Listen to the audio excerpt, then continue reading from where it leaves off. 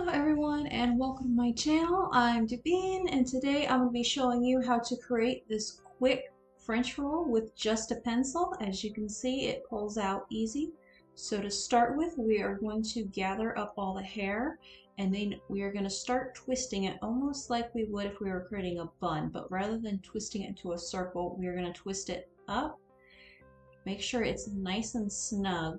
And then that extra hair at the top, we are going to fold down, twist it some more, and then tuck it in. And we're just going to keep tucking that hair just like we would with a regular French roll.